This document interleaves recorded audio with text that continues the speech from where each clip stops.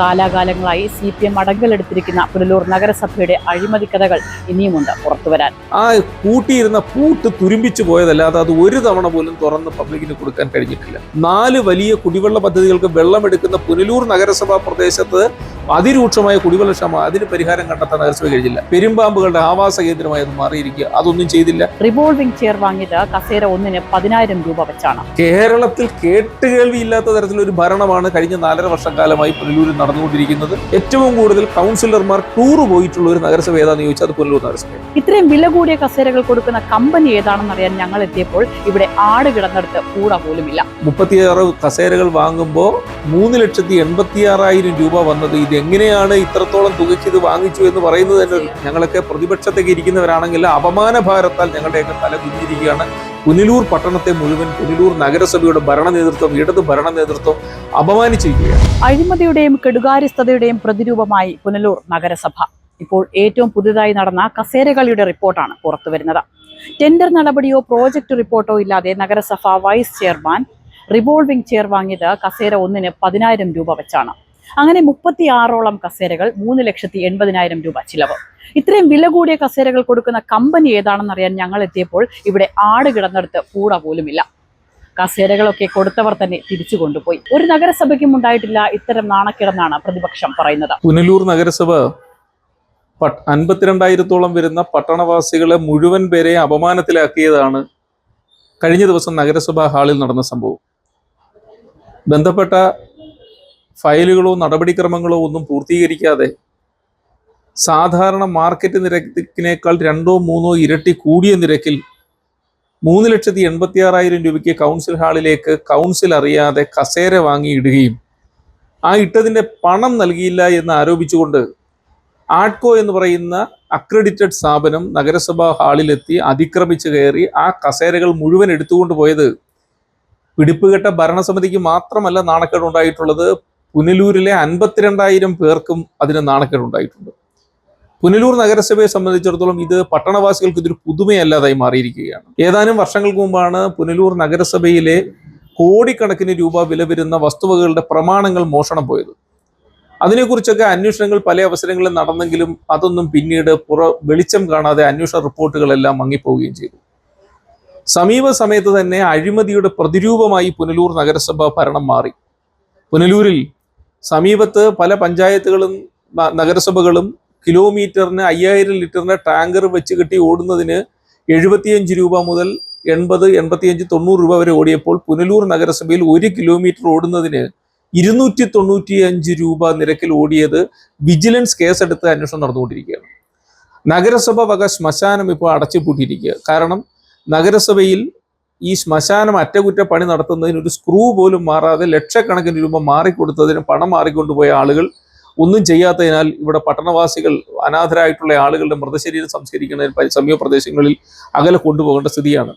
ജിയോ കമ്പനിയുടെ ഒപ്റ്റിക്കൽ ഫൈബറുകൾ കേബിൾ സ്ഥാപിക്കുന്നതിന് തൂണിട്ട വകയിൽ ലക്ഷക്കണക്കിന് രൂപ നഗരസഭയിൽ നിന്നും ചില ആളുകൾ തട്ടിയെടുത്ത് അങ്ങനെ എണ്ണിയാൽ ഒടുങ്ങാത്ത അഴിമതി നടത്തുന്ന പുനലൂർ നഗരസഭയിൽ കസേര പോലും, കൗൺസിലർമാരുടെ കസേര പോലും സംരക്ഷിക്കാൻ കഴിയാത്ത രീതിയിൽ പിടിപ്പുകെട്ട ഒരു ഭരണസമിതിയായി മാറുകയും അതിൻ്റെ പേരിൽ ഭരണപക്ഷത്തെ ഇവിടെ നഗരസഭയുടെ വൈസ് ചെയർമാനും സ്റ്റാൻഡിംഗ് കമ്മിറ്റി ചെയർമാനും തമ്മിലടിക്കുന്ന ഒരു സാഹചര്യവും നഗരസഭാ സെക്രട്ടറി ഇവരെ എല്ലാം തള്ളിപ്പറയുന്ന ഒരു സാഹചര്യം ഒക്കെ ഉണ്ടായത് അങ്ങേയറ്റം കൊണ്ട് ഞങ്ങളൊക്കെ പ്രതിപക്ഷത്തേക്ക് ഇരിക്കുന്നവരാണെങ്കിൽ അപമാന ഭാരത്താൽ ഞങ്ങളുടെയൊക്കെ തല കുനിഞ്ഞിരിക്കുകയാണ്. പുനലൂർ പട്ടണത്തെ മുഴുവൻ പുനലൂർ നഗരസഭയുടെ ഭരണ നേതൃത്വം, ഇടത് ഭരണ നേതൃത്വം അപമാനിച്ചിരിക്കുകയാണ്. എങ്ങനെയായിരുന്നു ഈ ഒരു ടെൻഡർ നടപടികളോ അല്ലെങ്കിൽ ഇതുമായി ബന്ധപ്പെട്ട പേപ്പറും പ്രോജക്റ്റ് വർക്കോ ഒന്നും നിങ്ങളെ അറിയിച്ചില്ല, അല്ലെങ്കിൽ സാധാരണ അങ്ങനെ ഒരു ഒഫീഷ്യലി മൂവ് ചെയ്യുന്ന കാര്യങ്ങളാണ്, അതിനെക്കുറിച്ചുള്ള കാര്യങ്ങളാണ്? നഗരസഭയിൽ സാധാരണഗതിയിൽ 50,000 രൂപയിൽ കൂടുതൽ വരുന്ന ഒരു പർച്ചേസ് നടക്കണമെങ്കിൽ അതിനൊരു പ്രോജക്റ്റ് ഉണ്ടാകണം, അതിന് ബന്ധപ്പെട്ട കൗൺസിൽ യോഗങ്ങൾ അതിന് അംഗീകാരം നൽകുകയും അത് ജില്ലാ പ്ലാനിംഗ് കമ്മിറ്റി ഉൾപ്പെടെയുള്ളത് ഇതിന് അംഗീകാരം നൽകുകയും വേണം. ഇത് നഗരസഭയിൽ ബജറ്റ് അവതരിപ്പിക്കുന്ന ദിവസം ഞങ്ങളൊക്കെ കൗൺസിൽ ഹാളിലേക്ക് വരുമ്പോൾ പുതിയ കസേരകൾ കിടക്കുന്നതാണ് കണ്ടത്. എന്താണെന്ന് ചോദിച്ചപ്പോൾ പറഞ്ഞു കസേര വാങ്ങി. അപ്പം നഗരസഭ സെക്രട്ടറിയോട് ചോദിച്ചപ്പോൾ ഇത് സ്പോൺസർഷിപ്പാണ്. അപ്പൊ ഏതായാലും ശരി, കസേരകൾ വന്ന് കിടക്കുന്നു. ഇത് നഗരസഭയുടെ സെക്രട്ടറി പോലും ഇത് അറിഞ്ഞില്ല എന്ന് കഴിഞ്ഞ ദിവസം സെക്രട്ടറി പറയുക. റിവോൾവിംഗ് ചെയർ ഓപ്പൺ മാർക്കറ്റിൽ 5,000 രൂപയിൽ താഴെ വില വരുന്നതാണ്. 36 കസേരകൾ വാങ്ങുമ്പോൾ 3,86,000 രൂപ വന്നത്. ഇത് എങ്ങനെയാണ് ഇത്രത്തോളം തുകയ്ക്ക് ഇത് വാങ്ങിച്ചു എന്ന് പറയുന്നത് തന്നെ അല്ല. ആകെ 36 കസേരകൾ വാങ്ങിച്ചതിന് 3,86,000. അതിനെ ഭാഗിച്ചു നോക്കി അറിയാൻ പറ്റുമല്ലോ. 10,000 രൂപ കൂടുതൽ ഒരു കസേരയ്ക്ക് ആയിട്ടുണ്ട്. ഇതെങ്ങനെ ഇത്ര തുക വന്നു? അത്രയും തുകയ്ക്കുള്ളതുണ്ടോ? ഓപ്പൺ മാർക്കറ്റ് ഇതിന് എന്താണ് വില എന്ന് പരിശോധിക്കുമ്പോൾ നഗരസഭയിൽ ഇതുവരെ നടന്ന അഴിമതികളുടെ ഒരു ബാക്കി പത്രം എന്നുള്ള നിലയിലാണ് ഇതെല്ലാം നടന്നുകൊണ്ടിരിക്കുന്നത്. ഇവിടെ സംഭവിക്കുന്ന ഇതെല്ലാമാണ്. നഗരസഭയുടെ മുനിസിപ്പൽ സ്റ്റേഡിയം കൗൺസിൽ അറിയാതെ, മറ്റാരും അറിയാതെ സ്വകാര്യ പരിശീലനക്കാർക്ക് വാടകയ്ക്ക് കൊടുക്കുക, അവർ കൊണ്ടുവന്ന് ബോർഡ് സ്ഥാപിക്കുക. നഗരസഭയുടെ ഉടമസ്ഥയിലുള്ള ഭൂമി സ്വകാര്യ വ്യക്തിക്ക് കൊടുക്കുന്നതിനുള്ളൊരു വിഷയം കൗൺസിലെ അജണ്ടയായി വെക്കുക. കേരളത്തിൽ കേട്ടുകേൾവിയില്ലാത്ത തരത്തിലൊരു ഭരണമാണ് കഴിഞ്ഞ 4.5 വർഷക്കാലമായി പുനലൂരിൽ നടന്നുകൊണ്ടിരിക്കുന്നത്. പണം തട്ടിയെടുക്കുക. ഈ നഗരസഭയിൽ ഏറ്റവും കൂടുതൽ കൗൺസിലർമാർ ടൂർ പോയിട്ടുള്ള ഒരു നഗരസഭ ഏതാണെന്ന് ചോദിച്ചാൽ അത് പുനലൂർ നഗരസഭയാണ്. ഈ ടൂറും ഉല്ലാസയാത്രകളും പരിപാടികളും നടക്കുക എന്നുള്ളതിനപ്പുറത്ത് പട്ടണവുമായി ബന്ധപ്പെട്ടുകൊണ്ട് നിങ്ങൾക്ക് പുനലൂർ പട്ടണത്തിൽ എത്തുന്ന ആളുകൾക്ക് അറിയാം, വളരെ പരിതാപകരമായി മാലിന്യ കൂമ്പാരമായി നഗരസഭ മാറുമ്പോഴും മാലിന്യ സംസ്കരണത്തിന് അവാർഡ് കിട്ടിയെന്ന് പറഞ്ഞ് ഫ്ലെക്സ് വെക്കുന്ന നഗരസഭ ആളുകളെ കൊഞ്ഞനം കുത്തുന്ന പ്രവർത്തനമാണ് ഇപ്പം നടത്തിക്കൊണ്ടിരിക്കുന്നത്. വികസന പ്രവർത്തനങ്ങളൊക്കെ തന്നെ മന്ദഗതിയിലാണ്. നിങ്ങൾ ഈ നഗരസഭ ഓഫീസിന് തൊട്ടടുത്തായി ഒരു 7 നില വ്യാപാര സമുച്ചയമുണ്ട്. 2017 ഇതിന്റെ നവീകരണം നടത്തുന്നതിന് വേണ്ടി ആരംഭിച്ചതാണ്. 6 മാസം കൊണ്ട് നവീകരണ പ്രവർത്തനം പൂർത്തിയാകുമെന്ന് പറഞ്ഞത് ഇപ്പൊ നോക്കിയാൽ അറിയാം. അത് തുടങ്ങിയ അവസ്ഥയിൽ തന്നെ നിൽപ്പുണ്ട്. ഇപ്പൊ 2025 ഇവിടെ ഇൻഡോർ സ്റ്റേഡിയം ഉണ്ട്. പുനലൂരിന്റെ കായിക സ്വപ്നങ്ങളെ താലോലിക്കുന്നതിന് വേണ്ടിയാണെന്ന് പറഞ്ഞുകൊണ്ട് കായിക മന്ത്രി വി അബ്ദുറഹ്മാൻ വന്ന് ഉദ്ഘാടനം ചെയ്ത ഇൻഡോർ സ്റ്റേഡിയം ഉദ്ഘാടനം കഴിഞ്ഞ് ഇന്നത്തെ ദിവസം 2 വർഷം പൂർത്തിയായി. ആ പൂട്ടിയിരുന്ന പൂട്ട് തുരുമ്പിച്ചു പോയതല്ലാതെ അത് ഒരു തവണ പോലും തുറന്ന് പബ്ലിക്കിന് കൊടുക്കാൻ കഴിഞ്ഞിട്ടില്ല. കേരളത്തിൽ ഏറ്റവും കൂടുതൽ കുടിവെള്ളക്ഷാമമുള്ള ഒരു പട്ടണമാണ് പുനലൂർ.